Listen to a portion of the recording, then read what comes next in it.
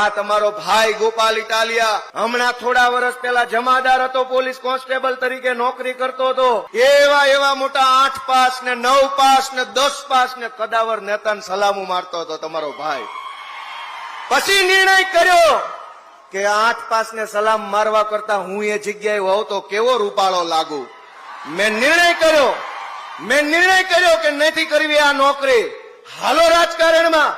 અરવિંદ કેજરીવાલજીનો સાથ માંગ્યો, એમણે સાથ આપ્યો ને આજે તમારી વચ્ચે વિસાવદરના આશીર્વાદથી ધારાસભ્ય તરીકે ઉભા. દોસ્તો, હું તમને બધાને વિનંતી કરું છું કે નથી કરવી નોકરી, હટાવો 8 પાસ ને બેસો એ ખુરશી પર. તમને પણ ડોક્ટર બાબા સાહેબે અધિકાર આપેલો છે. દોસ્તો, ક્યાં સુધી લાચારી કરીશું? આવો રાજનીતિમાં, આમ આદમી પાર્ટીમાં જોડાઓ, સંઘર્ષ કરો, કામ કરો.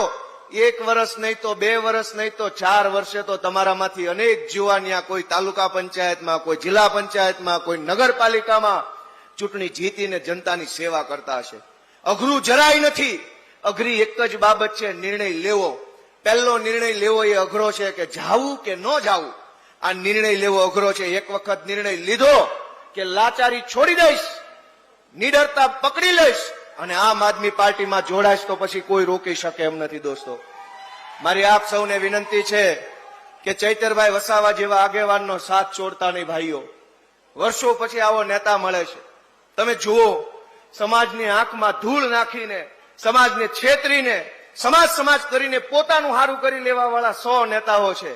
પણ સમાજ માટે 1 વાર નહીં, 2 વાર નહીં, 10 વખત જેલમાં જાય એવા કેટલા છે? અને આ ચૈતર વસાવા એકલા જેલમાં નથી હોતા. એમના 2 પત્નીઓ, એમના બાળકો પણ જેલ જેવી યાતના ઘરે બેસીને ભોગવતા હોય છે.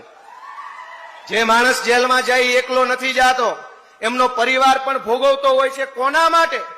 અનેક નેતાઓએ મનરેગા યોજનામાંથી કરોડો રૂપિયા કમાઈ લીધા. ચૈતર વસાવા ધારે તો એ પણ કરોડો રૂપિયા કમાઈ લેત, પણ ચૈતર વસાવાએ કરોડો કમાવામાં નહીં, આદિવાસી સમાજનું ઉત્થાન કરવામાં પોતાનું જીવન યોગદાન કર્યું, એટલે આજે એને જેલમાં પૂરવામાં આવ્યા છે.